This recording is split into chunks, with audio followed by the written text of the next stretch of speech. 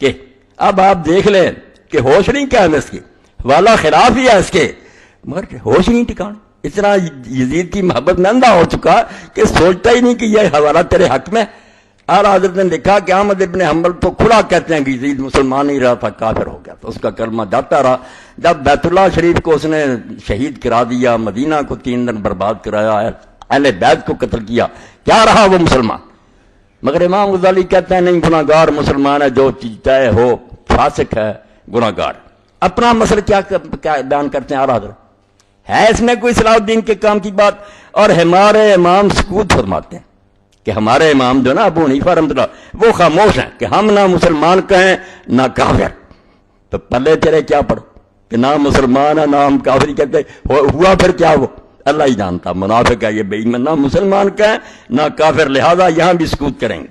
اب اس کے بارے میں سنیں کیا اعلیٰ حضرت کیا کہتے ہیں۔ ہاں، کافر مومن کی بحث تو الگ رہی، اور اس سے یہ بھی پتہ چل گیا کہ بات گناہ گار سے آگے نکل گئی ہے، اس شخص سے کفر ایمان کی بحث شروع ہو گئی ہے کہ یہ مسلمان بھی رہا ہے یا کافر ہو گیا، گناہ گار ہونا تو الگ رہا نا، یہاں تک بحث چلی گئی کہ کئی اماموں نے کہا نہیں اب یہ مسلمان نہیں رہا۔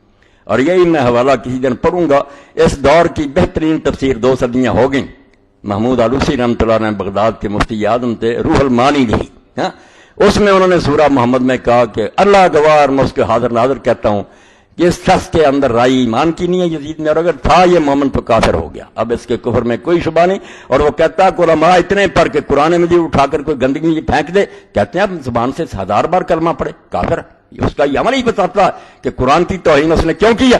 تو کہتا ہے کہ قرآن کو پھینکنے سے یہ بڑھ کر نہیں ہے کہ بیت اللہ کو آگ سے جلا دیا، رسول اللہ کا شاید 3 دن لوٹا گیا، اور ہزاروں صحابہ اور تابعین قتل ہوئے، جو حرم تھا رسول اللہ کا جہاں درخت کاٹنے حرام تھے، اور اہل بیت کو قتل کیا۔ قرآن گندگی میں پھینکنے سے سمجھ تو کافر ہو جائے، یہ مسلمان رہا؟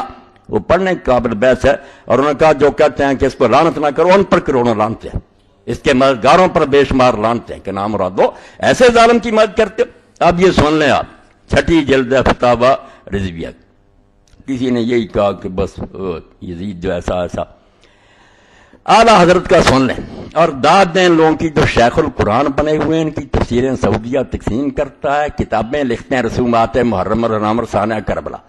بھائی کچھ سچ لکھتے، مجھے خبر تھا کہ آپ کی خبر لیتا، لوں گا، بالکل خبر لوں گا تاکہ آپ کا یہ دجل و فریب جو ہے یہ ختم۔ اب اعلیٰ حضرت کیا لکھتے ہیں، شروع کیسے کرتے ہیں؟ یزید پلید علیہ ما یستحق من العزیز المجید، کہ اللہ کرے اس سے سلوک جس کے وہ لائق ہے، قطعاً یقیناً باجماع اہل سنت فاسق و فاجر و جری علی الکبائر تھا۔ بس اس کے بعد اعلیٰ حضرت نے کیا لکھا، یزید پلید تھا اور سارے اہل سنت کا اتفاق ہے، کوئی باہر نہیں اس سے، کہ فاسق تھا، فاجر تھا، اور کبیرے گناہ کرنے میں دلیر تھا، کوئی حیا نہیں تھا اس کو۔ اس قدر پر ائمہ اہل سنت کا اتفاق ہے، اس میں کسی کا اختلاف نہیں، یہ اہل سنت کی طے شدہ بات ہے، جو یہ نہیں مانیں گا وہ سنی نہیں ہوگا، یزید پلید کے گروہ کا وہ کوئی ناسبی ہوگا، ملعون ہوگا جو اہل سنت سے خارج ہوگا۔ اس پر اس قدر پر تمام ائمہ اہل سنت کا اتباع و اتفاق ہے، صرف اس کی تکفیر و لعن میں اختلاف فرمایا۔ جھگڑا صرف یہ ہے کہ اب اس کو کافر کہیں یا صرف گناہ گار کہیں۔ امام احمد ابن حنبل رضی اللہ تعالیٰ عنہ اور ان کے اتباع و موافقین اسے کافر کہتے، اور بتخصیص نام لے کر اس پر لعنت کرتے ہیں، اور اس آیہ کریمہ سے اس پر سند لاتے ہیں۔ آگے سارے اس کے ظلم بتائے، اس کے بھی پھر موقع آئے گا کہ یزید نے والی ملک ہو کر زمین میں فساد پھیلایا، حرمین و طیبین خود کعبہ معظمہ و روضہ طیبہ کی سخت بے حرمتیاں کی، مسجد کریم میں گھوڑے باندھے، ان کی لیڈر پیشاب ممبر اطہر پر پڑے، 3 دن مسجد نبی صلی اللہ علیہ وسلم بے اذان و نماز رہی، مکہ و مدینہ و حجاز میں ہزاروں صحابہ و تابعین بے گناہ شہید کیے، کعبہ معظمہ پر پتھر پھینکے، غلاف شریف پھاڑا اور جلایا، مدینہ طیبہ کی پاک دامن پارسائیں 3 شبانہ روز اپنے خبیث لشکر پر حلال کر دی، رسول اللہ صلی اللہ تعالی وسلم کے جگر پارے کو 3 دن بے آب و دانہ رکھ کر ماں ہمراہیوں کی تیغ ظلم سے پیاسا ذبح کیا، مصطفیٰ صلی اللہ تعالی علیہ وسلم کے گود کے پالوئے تنے نازنین پر بادشاہ گھوڑے دوڑائے گئے کہ تمام استخوان مبارک چور چور ہو گئے، سرور انور کے محمد صلی اللہ تعالی وسلم کا بوسہ گاہ تھا، کاٹ کر نیزہ پر چڑھایا اور منظروں پھرایا، ہر میں محترم مخدرات مشکوہ رسالت حضور کے گھر کی پردہ دار بچیاں قید کیے گئے اور بے حرمتی کے ساتھ اس خبیث کے دربار میں لائے گئے. اس سے بڑھ کر قطع رحم اور زمین میں فساد کیا ہوگا؟ ملعون ہے وہ جو ان ملعون حرکات کو فسق و فجور نہ جانے. قرآن عظیم میں صراحتاً اس پر اعلان حملہ فرمایا، لہذا امام احمد اور ان کے موافقین اس پر لعنت فرماتے ہیں. وہ سورہ محمد کی آیت پڑھتے ہیں کہ جو رشتوں داروں سے بگاڑے اور زمین میں فساد برپا کرے اس پر لعنت. اور ہمارے امام اعظم رضی اللہ تعالیٰ عنہ لعن و تکفیر سے احتیاطاً سکوت. وہ کافر نہیں کہتے لعن کہ اس سے فسق و فجور متواتر ہے. امام صاحب کہتے ہیں کہ اس نے جو فاسقوں والے کام کیے وہ تو شک سے بالا متواتر، آسمان کے سورج کی طرح یہ فاسق ہے. کفر متواتر نہیں، کفر میں شک ہے کہ کافر ہوا یا نہیں. اور بحال احتمال نسبت کبیرہ بھی جائز نہیں نہ کہ تکفیر. تو جب شک ہو تو پھر کافر نہیں کہنا چاہیے. مگر اس کے فسق و فجور سے انکار کرنا اور امام مظلوم پر الزام رکھنا ضروریات مذہب اہل سنت کے خلاف ہے. اور ضلال تو بد مذہبی صاف ہے کہ جو امام کو کہے کہ وہ غلط کر رہے تھے اور اس کو بری کرے کہ نہیں یزید برا نہیں تھا. ضروریات مذہب اہل سنت کے خلاف. سنی ہونے کے لیے ضروری ہے کہ مانے اس کو فاسق اور امام کو سچا نہیں مانتا. ضلال تو بد مذہبی صاف ہے، کھلی گمراہی اور بے مذہب آدمی ہے. بلکہ انصافاً یہ اس قلب سے متصور نہیں جس میں محبت سید عالم صلی اللہ تعالیٰ علیہ وسلم کا شمع ہو. بالکل سچ کا کہتے ہیں جس کے دل میں رسول اللہ کی محبت کا ذرہ بھی ہوگا اس دل سے یہ کبھی ہو ہی نہیں سکتا کہ وہ یزید کو رحمۃ اللہ علیہ اور نیک کہے اور امام حسین مظلوم کو کہا کہ وہ باغی تھا. کہتے ہیں اگر رائی بھی محبت کی ہوگی وہ دل کبھی یہ سوچ نہیں سکتا. یہ ہیں اعلیٰ حضرت جس کی دو سطریں کہ وہ کہتے ہیں ہم نہ کافر کہنا مسلمان، اس سے تیرا کیا کام چلتا. یہ تو گناہگار سے بھی آگے بات چلی گئی کہ اس کا ایمان ہی مشکوک ہو گیا مگر محبت میں اندھا ہوا، بالکل اندھا ہو گیا. اب اس کے ساتھ امام ابن تیمیہ شیخ الاسلام ابن تیمیہ رحمۃ اللہ کہتے ہیں کہ ابن تیمیہ جو ہے نا انہوں نے اس بارے میں جو لکھا وہ ہمیں قبول ہے. بھائی وہی کر لو قبول. ابن تیمیہ رحمۃ اللہ علیہ کا پڑھ لو کہ وہ کیا کہتے ہیں. ابن تیمیہ رحمۃ اللہ علیہ نے کب یہ بات کہی ہے؟ اس نے کہا ہے وہ نیک ہے اس سے محبت کرو. یہ ہے شیخ الاسلام کا فتاویٰ، 37 جلدوں میں شائع ہوا، یہ 4تھی جلد ہے. امام نے کہا یزید کے بارے میں کئی گروہ ہو گئے. کچھ تو کہتے ہیں کہ وہ کافر تھا، مسلمان تھا ہی نہیں. کچھ کہتے ہیں نہیں وہ بڑا نیک اور ولی تھا اور صحابی تھا اور یوں تھا. کچھ جو ہے وہ کہتے ہیں نہیں ہے تو بادشاہ مگر کچھ اچھے کام کیے کو غلط کیے. اب اس نے اس میں جو لکھا حوالہ دیکھو آدھا. ابن تیمیہ رحمۃ اللہ علیہ کہتا ہے کہ ابن تیمیہ لکھتے ہیں کہ یزید جو ہے نا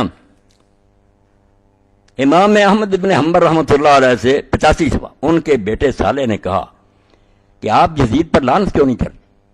اب دیکھیں ہر حوالہ اس کے خلاف ہے، اندھا کر رکھا یزید کی محبت. بیٹے صالح نے پوچھا ہی کیوں؟ یزید اگر اتنا ہی نیک تھا کبھی کسی نے پوچھا کہ رسول اللہ پر لعنت کریں؟ حضرت اہل سنت پوچھتے ہیں. وہ اس بیٹے نے جو پوچھا کہ ابا جی آپ کیوں نہیں یزید پر لعنت کرتے؟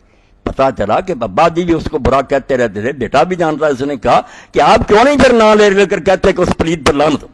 حضرت امام نے جواب دیا، جواب بھی خلاف ہے. تو نے اپنے باپ کو کسی پر بھی لعنت کر کے کب دیکھا تھا؟ کسی پر. انہوں نے کہا میں تو ابلیس پر بھی نہیں کرتا، اس پر بھی نہیں تو کرتا، کیا بات. مگر ظلم بتاتا ہوں، فسق بتاتا ہوں. اب اس نے حوالہ کاٹ لیا، پورا سن لیں، چھوڑ دیا. یہ سن لیں صفحہ 483 4تھی جلد. کالا صالح بن احمد قلت لبی ان قومی قرون انہم یحبون یزید. اس کے بڑے اس وقت پیدا ہو گئے تھے نا. صالح نے کہا ابا جی کچھ لوگ کہتے ہیں کہ ہم یزید سے محبت کرتے ہیں، اس کو اچھا جانتے. فقال یا بنیا وہر یحب یزید احد یؤمن باللہ والیوم الاخر. یہ فتویٰ سنا دیں، ہر حدیث مسجد میں لگا دیں یہ کہ کیا بیٹا جو اللہ کو مانتا اور آخرت کو مانتا وہ یزید سے محبت کر سکتا؟ یہ پہلا حصہ چھوڑ دیا اس کو. کیا فرمایا؟ جو اللہ کو مانتا ہے اور آخرت پر ایمان ہے وہ اس سے محبت نہیں کر سکتا، ایسے ظالم اور فاسق سے محبت. تو کل تو یا ابت فلماذ لا تعلن، یہ الگ مسئلہ. وہ ابن تیمیہ نے لکھا کہ کئی بڑے بڑے امام جو ہے ابن جوزی کیا ہراسی وہ کہتے ہیں نام لے کر لعنت کرو. کچھ کہتے ہیں اس طرح کہہ دیا کرو کہ ظالموں پر لعنت. کچھ کہتے ہیں لعنت سے بچنا چاہیے، وہ الگ ہے. مگر اس کا فاسق ہونا ظالم ہونا کسی نے شک نہیں کیا. تو صالح نے پوچھا ابا جی آپ پھر لعنت کیوں نہیں کرتے؟ فقال یا بنیا متی رأیت اباک یلعن احدا. تو کہا بیٹا تو نے کب دیکھا کہ میں کسی کو بھی لعنت کرتا؟ نہ ابلیس کو، نہ فرعون کو، نہ شداد. انہوں نے ملایا اس کو کہ ان پر بھی میں لعنت نہیں کرتا، مگر پہلا ٹکڑا کہ جو اللہ اور آخرت کو مانتا ہے وہ یزید سے محبت نہیں کر سکتا۔ وقال مہنا سألت احمد یان یزید ابن معاویہ بن ابی سفیان، مہنا کہتا ہے کہ میں نے امام احمد سے پوچھا اس کے بارے میں، فقال هو الذی فعل بالمدینہ ما فعل، اس نے سب صفائی دی ہے کہ مدینے والے خود مجرم تھے، انہوں نے امیر المومنین کی بیعت توڑی تھی، وہ اسی لائق تھے۔ توبہ توبہ، بس شہید 10,000 جو ہے بقیع میں دفن، ان کو یہ ظالم کہتا ہے کہ وہ صحابی جھوٹے تھے، یہ سچا۔ تو کہتے میں نے پوچھا تو امام احمد نے فرمایا یہ یزید وہی ہے جس نے مدینہ والوں سے کیا جو کیا۔ قلت وما فعل، میں نے کہا کیا کیا؟ قال قتل من اصحاب رسول اللہ صلی اللہ علیہ وسلم فعل، اللہ کے رسول کے بے شمار صحابہ کو قتل کیا۔ ابن حجر رحمۃ اللہ علیہ فتح الباری میں لکھتے ہیں تیسری جلد میں کتاب الجنائز میں کہ 3 دن مدینہ میں تلوار چلتی رہی اور ان کی گنتی سوائے اللہ کے کوئی نہیں جانتا کہ کتنے صحابہ اور تابعین مارے گا۔ تو فرمایا مدینے کے ساتھ یہ کیا اس نے اور بھی کیا۔ قلت وما فعل، میں نے کہا اور کیا کیا؟ قال نہبا، پھر صرف قتل نہیں کیا، فوج کو حکم دے دیا کہ لوگوں کے گھر لوٹ لو۔ اب حضرت جابر رضی اللہ عنہ فرماتے ہیں حدیث نکال کر دیکھ لیں، رسول اللہ نے اونٹ کی قیمت ان کو دی اور ساتھ ہی اونٹ بھی واپس کر دیا، سفر میں سودا کیا اس سے اور بعد میں قیمت بھی دے دی اور پھر اونٹ بھی اس کو واپس کر دیا۔ اور وہ قیمت جو تھی حضرت جابر رضی اللہ عنہ فرماتے ہیں میں نے سنبھال کر رکھی تھی، اس میں اتنی برکت تھی کہ میرا وہ ختم ہونے میں آتا ہی نہیں تھا، یہاں تک کہ شام والوں نے حرہ میں جب ہمارے گھر لوٹے تو وہ بھی سرمایہ میرا لے گئے۔ یہ مسلم شریف میں آپ دیکھ لیں تو امام احمد فرماتے ہیں اس کے بارے میں پوچھتا کہ اصحاب رسول کو قتل کیا اور مدینہ لوٹا، قلت تو فضل کرون الحدیث، تو پھر میں نے پوچھا کہ کیا اس سے کوئی حدیث روایت کی جائے؟ آخر اپنے باپ سے اور دوسرے لوگوں سے حدیثوں سے بیان کرتا تھا۔ قال لا یذکر عنہ حدیث، فرمایا حدیث میں اس کا نام بھی نہ لیا کرو، یہ اس لائق ہے کہ حدیث سے روایت کی جائے۔ وہکذا ذکر القاضی ابو یعلا وغیرہ، یہ بھی آپ نے سن لیا۔ اب اگلا صفحہ سن 484، امام فرماتے ہیں ومن آمن باللہ والیوم الآخر لا اختار ان یکون ما یزید ولا ما امثال من الملوک الذین لیسوا بعادلین۔ میں نے کھنگالے ہی اور اس لیے پہنچا رہا ہوں کہ بڑے بڑے میں دیکھتا ہوں ڈوب گئے ہیں، وہ کہتے ہیں ہمارے بڑے غلط تھے، جو بندی اٹھتے ہیں وہ کہتے ہیں نہیں ہمارے جتنے بزرگ تھے وہ بھی بیوقوف تھے، وہ سمجھ نہیں سکے یزید تو ولی تھا۔ سارے اپنے بڑوں کے خلاف یہ قرارداد پیش کر رہے ہیں، جیسے یہ کہتا کہ محقق نہیں تھے، وہ چھان بین نہیں کر سکتے، انہوں نے چھان بین کی تھی، آپ جھوٹے لوگ ہیں۔ تو ابن تیمیہ رحمۃ اللہ علیہ نے دوسرا حوالہ، یہ اپنے ایمان کا جائزہ لے لیں جو اس کو رحمۃ اللہ علیہ کہتے ہیں، میں نے دعا کر دی تھی نا کہ اللہ تعالیٰ میرا حشر فاطمہ حسن حسین علی اور کے ساتھ کر، اور یہ ان کے بارے میں کی تھی کہ یہ اللہ ان کو یزید اور شمر کے ساتھ لے جائے، یہ آمین کہیں۔ تو امام کیا کہتا وَمَنْ آمَنَ بِاللَّهِ وَالْيَوْمِ الْآخِرِ، کہ جو اللہ کو مانتا ہے اور جس کا ایمان قیامت پر ہے، لا يختار ان يكون ما يزيد ولا ما امثال من الملوك الذين ليسوا بعادلين، یہ نہیں لکھا اس نے، اتنی کتاب بنائی، یہ نہیں فتاوی نظر آ، فرمایا کوئی اللہ اور قیامت کو ماننے والا یہ پسند بھی نہیں کر سکتا کہ وہ دن قیامت کے یزید اور اس جیسے بادشاہوں کے ساتھ ہو، الذین لیسوا بعادلین، جو عادل نہیں تھے، ظالم تھے، کوئی مسلمان یہ نہیں پسند کرا۔ اللہ اور آخرت کا کہہ دیا کہ جو اللہ اور آخرت کو مانتا وہ تو یہ پسند ہی نہیں کر سکتا کہ دن قیامت کے وہ ان ظالموں کے ساتھ ہو، کبھی بھی نہیں ہو سکتا۔ یہ صرف جھوٹے لوگ ہیں جو ایسی باتیں کرتے ہیں۔ تو بالکل امام نے اپنا ایک پھر مذاکرہ بھی بتایا کہ جب وہ تاتاری آئے نا اور سارے علاقوں پر وہ چھا گئے تو یہاں بھی پہنچے، دمشق میں بھی، تو امام ابن تیمیہ رحمۃ اللہ علیہ فرماتے ہیں مجھے بھی بلایا اور بھی لوگ گئے، وہ مسلمان ہو گئے تھے مگر یزید کو برا جانتے تھے، ان سے اچھے تھے کہ پہلے مسلمان ہوتے ہی وہ سمجھ گیا کہ یہ پلید ہے۔ وَبِذَلِكَ جب تو مقدم المغل بولائی، یہ 487 اور 428، اس میں بہت سی چیزیں آ جائیں گی، پتہ چلے گا کہ اہل بیت کی محبت میں کیوں بیان کرتا ہوں، یہ فرض ہے، اس سے کہ بغیر دین کوئی نہیں۔ اور ابن تیمیہ کہہ رہے ہیں حدیثوں کے حوالے سے، تو کہتے ہیں مغل سردار بولائی نے جب بلایا، لما قادم دمشق فی الفتنۃ الکبیرہ، جب وہ سب تباہ کرتے آ رہے تھے دمشق میں پہنچے، وجرت بینی و بینہ و بین غیر مخاطبات، میرے اور اس کے درمیان پھر بات چیت ہوئی، کئی مسائل اس نے چھیڑ دیے بولائی نے، فسارنی فی ما سارنی ما تقولون فی یزید، تو جو باتیں اس میں پوچھیں اس میں یہ بھی پوچھا کہ یزید کو تم کیا کہتے ہو، تو امام پھر بھی درمیان میں رہے کہ نہ لعنتی کی نہ اچھا، قول تو لا نسب ولا نحب، ہم نہ اس سے محبت کرتے ہیں، اس کو اچھا بھی نہیں جانتے اور گالیاں بھی نہیں دیتے، فإنه لم يكن رجل صالحا فنحبه، نہ تو وہ نیک آدمی تھا کہ ہم اس سے محبت کریں، ونحن لا نسب احدا من المسلمین بعینہ، اور مسلمان کسی طرح کا بھی گیا گزرا ہم اس کو نام لے کر اس کو گالی بھی نہیں دیتے۔ نیک نہیں تھا کہ محبت کریں، تو قال افلا تلعنونہ، اس نے کہا تم لعنت کیوں نہیں اس کو کرتے؟ اما کان ظالما، وہ ظالم نہیں تھا۔ اما قتل الحسین، اس نے امام حسین کو شہید نہیں کیا۔ فقلت نحن اذا ذکر الظالمون کالحجاج بن یوسف امثال نقول کما قال فی القرآن الا لعنۃ اللہ علی الظالمین۔ امام نے کہا ہم جب ظالموں کا ذکر کرتے ہیں نا تو حجاج جیسے اور اس جیسے سارے لوگ، تو جیسے قرآن نے کہا نا کہ ظالموں پر لعنت ہو، اس طرح مشترکہ کر دیتے ہیں۔ ولا نحب ان لنا احدا بعینہ، اور نام لے کر ہم کسی ایک پر لعنت نہیں کرتے، اصولی بات کر دیتے ہیں کہ ظالموں پر لعنت ہو، مگر ساتھ ہی کہا کہ ہمارے کئی اہل سنت کے علماء نام لے کر بھی کرتے ہیں۔ وقد لعنہ قوم من العلماء، ہمارے کئی عالموں نے اس پر نام لے کر بھی لعنت کیا ہے۔ وہذا مذہب یسوق فی الاجتہاد، اور یہ دونوں باتیں بن سکتی ہیں، نام لے کر لعنت کرے یا کلیے کے طور پر کہ لیکن ذالک القول حب الینا واحسن، ہمیں یہ بات پسند ہے کہ ویسے کہہ دیں ظالموں پر لعنت، نام نہ لیں۔ باقی ہمارے علماء نے سے کئی نے کہا۔